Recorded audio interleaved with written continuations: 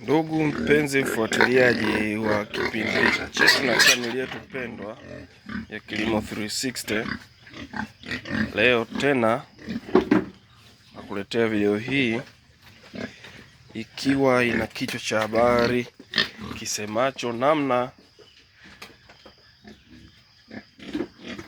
bora ya kuanzisha mradi huu wa nguruwe kwa wale ambao hawana budget. Kuanza mradi wako wa nguruwe ukiwa na zero budget. Sasa iko hivi, kwa wale ambao wanatamani kuanza ufugaji wa nguruwe na hawana mtaji,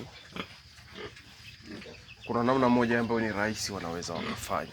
Cha kwanza, tafuta mtu ambaye ana shamba jirani, mfugaji wa nguruwe, tafuta. Halafu jiassociate naye, jifunze ABC za kufuga nguruwe, halafu ombe kupata nguruwe,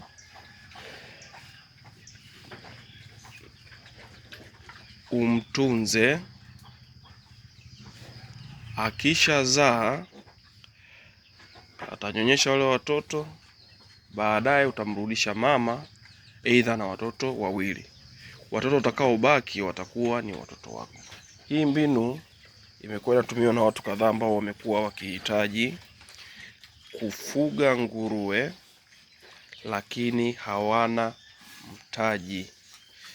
Na hapa sana sana mtaji wa kununulia nguruwe, kwa sababu kwa kweli ni gharama. Kwa unaweza ukaenda kuongea na mtu akakuachia banda, chumba kimoja, ukatunza nguruwe wako huyo, halafu baada ya kuzaa ukatoka na vitoto kadhaa. Yeye utamwachia nguruwe yule mama mtu pamoja na vitoto kadhaa, aidha viwili, itategemeana na makubaliano. Lakini hii mbinu kwa maeneo yetu huwa imekuwa inatumika.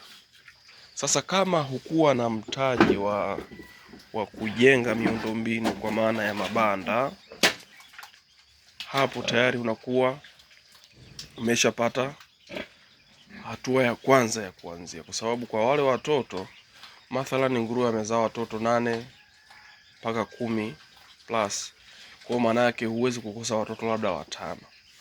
Wakishanyonya wakafika kwenye ule umri wa kuacha kunyonya, watoto wale kwa gharama ya chini, kama umetunzwa vizuri na mbegu nzuri, ukosi chini ya 100,000.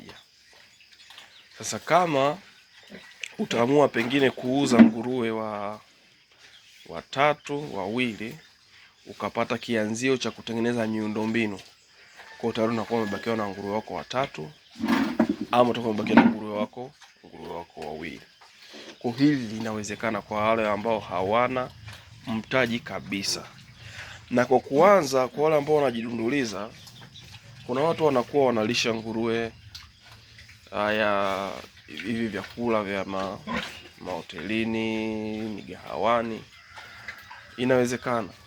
Wapo ambao wanatumia pumba, wanatumia michanganyo sahihi, lakini kwa kuanza watu wengi huwa wanajidunduliza mpaka pale ambapo wanaoja kupata ule uwezo wa kiuchumi, hasa wa kuweza kununua vyakula ipasavyo.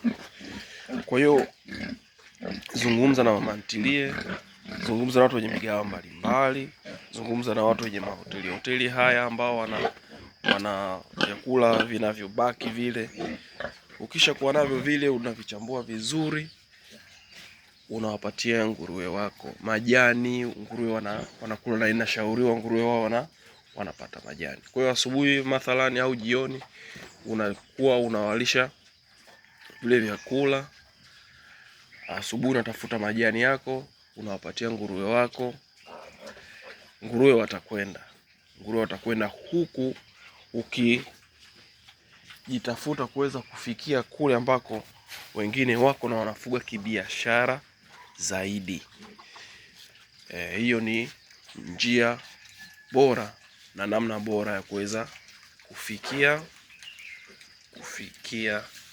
kwenye malengo ya kufuga nguruwe kama una mtaji kabisa. Hiyo ni namna bora kabisa. Zungumza na wafugaji.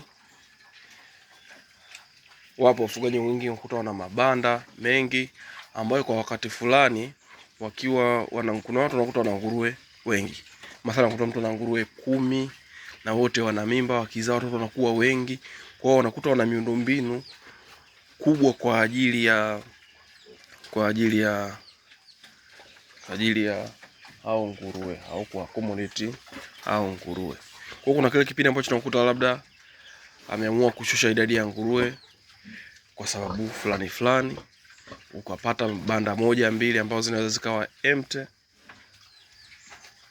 Fanya hivyo, tumia fursa hiyo ili walau uweze kuingia na wewe kwenye ufugaji huu wa nguruwe. Ni namna bora na rahisi ya kuweza kufikia kile unachokihitaji.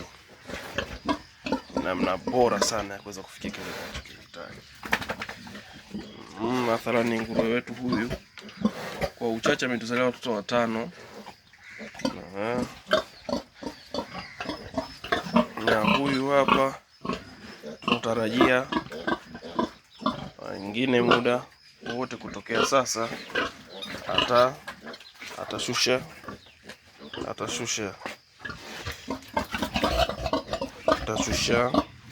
mtoto. Endelea kuwa nasi, subscribe channel yetu ili tupate updates mbalimbali za mambo ya ufugaji wa nguruwe, namna bora kuanza project zetu, namna bora ya kuendeleza project zetu. Karibuni sana.